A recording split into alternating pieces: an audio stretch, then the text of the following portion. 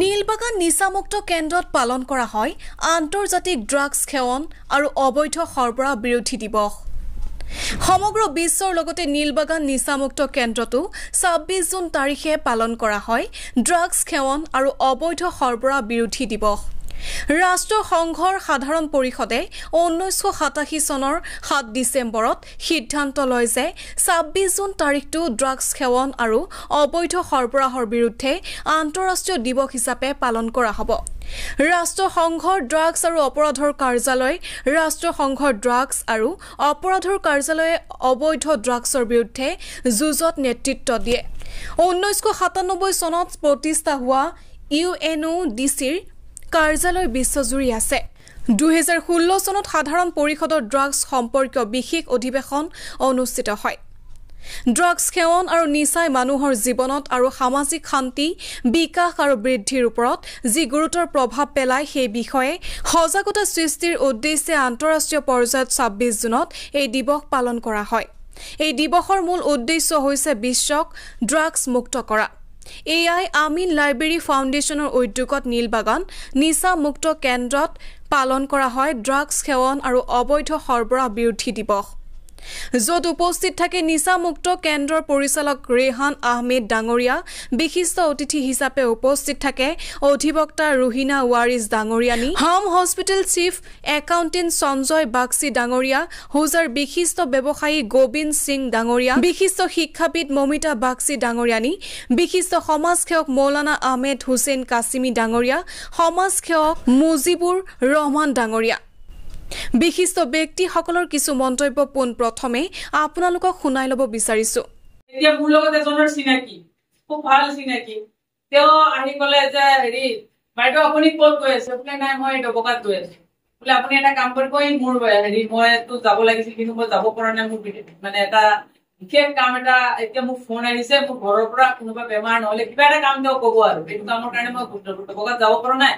আপুনি এই টোপলাটো হেৰি কৰিব, এই টোপলাটো মোৰ হজবেণ্ডজনে লৈ যাব, তেখেতক খালি আপুনি এইটো সমজাই দিব। এই যে সমজাই দিব গ'ল, সেই মানুহজনে নাজানিলে এইটোৰ ভিতৰত কি আছে। তেওঁ সৰল বিশ্বাসত বা কোনোবা যুৱকেও এনেকে কৰি আছে, বহুত যুৱকে কয় মই নাজানো যে এইটোৰ ভিতৰত ড্ৰাগছ আছে। সৰল বিশ্বাসত লৈ ল'লে, দি পেলাই যেতিয়া দিব যায় তেতিয়াই কি কৰিলে পুলিচে তেওঁক এৰেষ্ট কৰি কঢ়িয়াই দিছে। এনেকুৱাও বহুত মানুহ আছে, অজানিতে বহুত মানুহ এইবিলাক পাকচক্ৰত সোমাই যায়।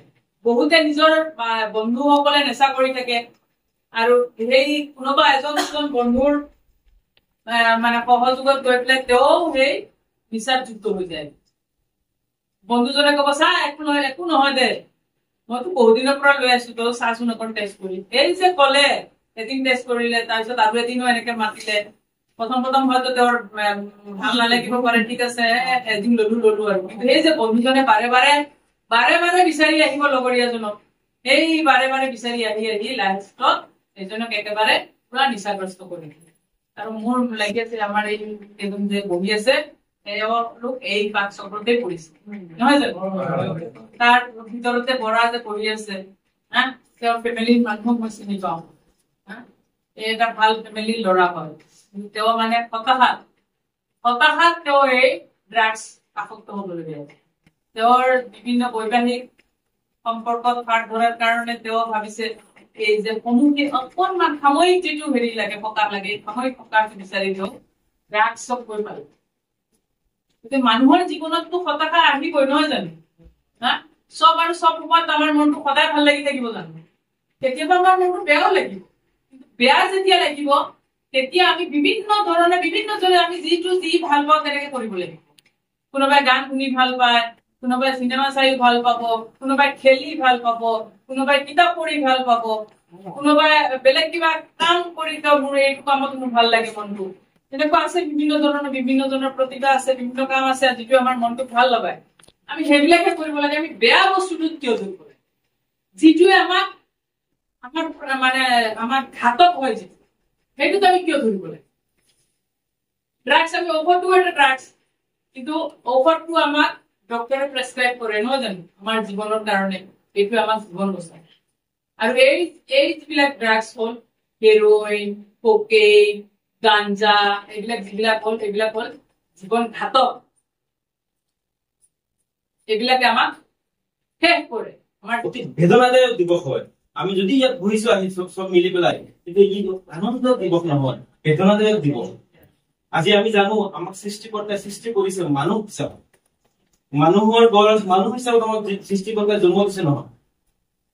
যদি আমাক সৃষ্টিকৰ্তাই মানুহ হিচাপত জন্ম দিছে, তেনেহলে আমি কেতিয়া ভাবিছো নেকি আমি যে আমি কোন, কিয় আমাক মানুহ হিচাপত জন্ম দিছে? আমাকতো পশু ঘৰত জন্ম দিব পাৰিলে হয়, বেলেগ কিবা হেৰিত দিব পাৰিলে হয়, কিন্তু মানুহৰ ঘৰত আমাক কিয় জন্ম দিছে? আমাক মানুহ হিচাপে কিয় এখন পৃথিৱীত পঠিয়াইছে?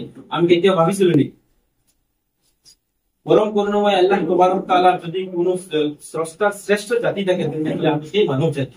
আকৌ সেই মানৱ জাতিক আল্লাহ তাবাৰক তাআলাই যেতিয়া সৃষ্টি কৰিছে, সৃষ্টি কৰাৰ পিছত পবিত্ৰ কোৰআন শৰীফ জীৱন ধৰ্মগ্ৰন্থ, সেই ধৰ্মগ্ৰন্থত আল্লাহ তাবাৰক তাআলাই আমি গৌৰৱেৰে কিবা এটা কথা কওঁ যে বোলে এইটো আমাৰ মেইন বস্তু, এইটো আমাৰ ভাল বস্তু, এইটো আমাৰ সকলোতকে আমাৰ ভাল লগা বস্তু, এইটো সুইট ড্ৰিম, আমি কওঁ নহয়? আমি কওঁ নেকি? ঠিক তেনেকুৱা আল্লাহ তাবাৰক তাআলা আমাক যিখন সৃষ্টি কৰিছে, সেই পবিত্ৰ কোৰআনত কৈছে আউযু বিল্লাহি মিনাশ শাইতানিৰ ৰাজীম, লাকাদ খালাকনাল ইনসানা ফি আহসানি তাকৱীম। মই মোৰ মানৱ জাতিক সুন্দৰ ৰূপেৰে